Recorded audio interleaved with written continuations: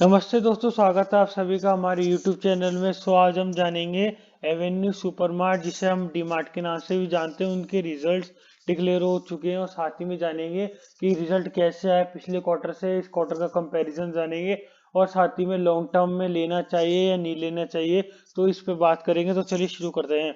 These are all subject to the market risk. Please consider your financial advisor for further details. These details are used for the education purpose only and please read all the documents carefully. तो देखते हैं, सबसे पहले balance sheet आ चुकी है Avenue supermart की सामने।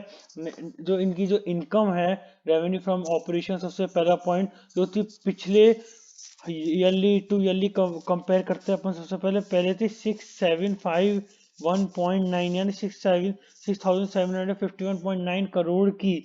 ध्यान दीजिएगा, ये बैलेंस शीट करोड़ में राइट हैंड साइड में ऊपर लिखा हुआ है, जो अब हो गई है 31 दिसंबर 2020 के एंड तक 7432 यानी 6080 करोड़ का ऑलमोस्ट कंपनी ने रेवेन्यू जनरेट किया है। और अदर इनकम से अपन को कोई मतलब नहीं है, because doesn't matter other income company के पास कहाँ से आती है।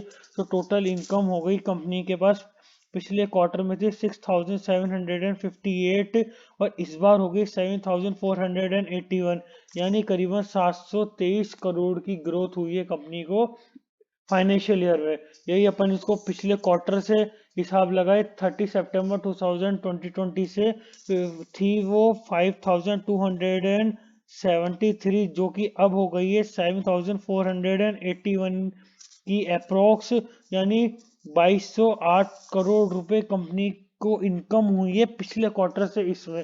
सो अच्छी बात ये है। और पिछले फाइनेंशियल ईयर के एंड में कोविड नहीं था और इस बार कोविड है, तो इसका मतलब आप देख लीजिए कितना ट्रांसफॉर्म आया है।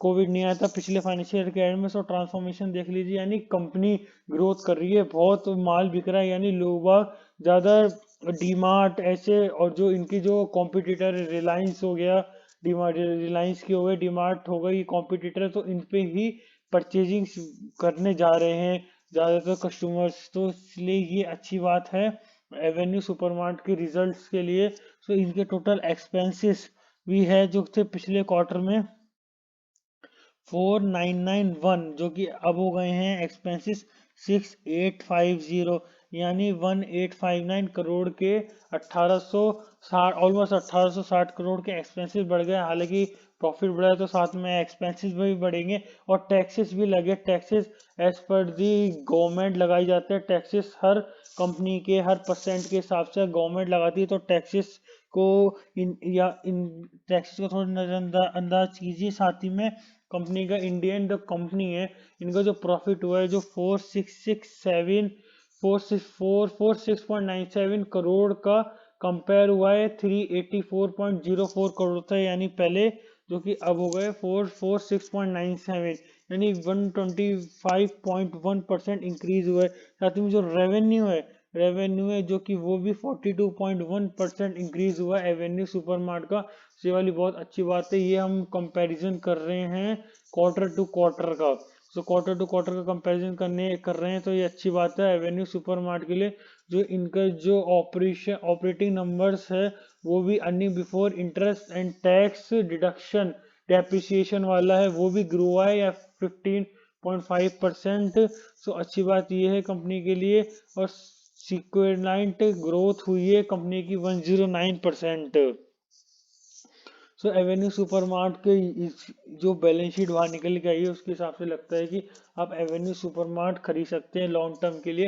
हालांकि बजट भी आ रहा है, बाजार में हर साल बजट में आपको मूवमेंट देखने को मिलती है, बाजार थोड़ा डाउन जाता है, लेकिन मैं शॉर्ट टर्म लोगों के लिए नहीं बोल रहा, मैं लॉन्ग टर्म वालों के लिए बोल रहा हूँ कि लॉन्ग टर्म के हिसाब से आप एवेन्यू सुपरमार्ट डीमार्ट खरीद के रख सकते हैं।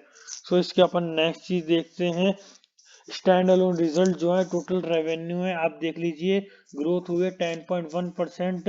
ये क्वार्टर ग्रोथ है, यानी फाइनेंशियल ईयर 21 की में जो आई क्वार्टर ग्रोथ आई, यानी जो अभी पिछले 3 महीने के क्वार्टर जो पहले आए थे, उसे जो थी टोटल रेवेन्यू है 7433 करोड़ का। ठीक है, earning before interest tax depreciation वाला है 691 करोड़ का, जो कि ग्रोथ हुई 16.6 करोड़ की। और PAT स्टूड हुआ है जो कि 470 करोड़ का है। यानी कंपनी ने एक न्यू स्टोर ऐड किया है क्वार्टर थर्ड के फाइनेंशियल ईयर के एंड में। तो यहाँ पे साफ साफ लिखा हुआ है इसी क्वार्टर में एंड किया है। साथ में इसमें हम देखते हैं 9 मंथ्स एंडेड दिसंबर 9 मंथ, यानी 1 अप्रैल 31 मार्च के बाद से क्या हुआ है, जो कंपनी का रेवेन्यू स्टूड हुआ है वो थोड़ा बहुत गिरा है 10.8%। और साथ ही में थोड़ी बहुत डिक्लाइन आई है 34% की अर्निंग बिफोर इंटरेस्ट डेप्रिसिएशन वाले में।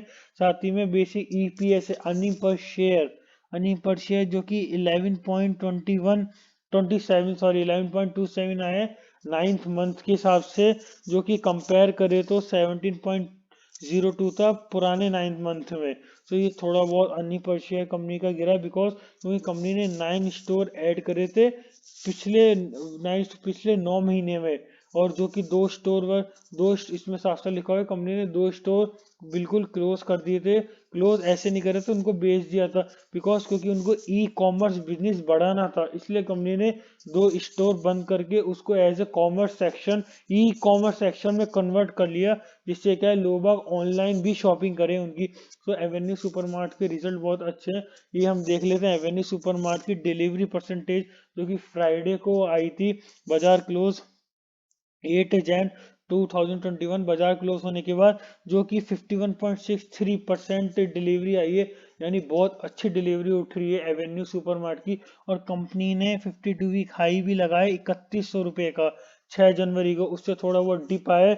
और 52 वीक लो था 24 मार्च 2020 को। सो एवेन्यू सुपरमार्ट आप लॉन्ग टर्म के लिए बाय कर सकते हैं।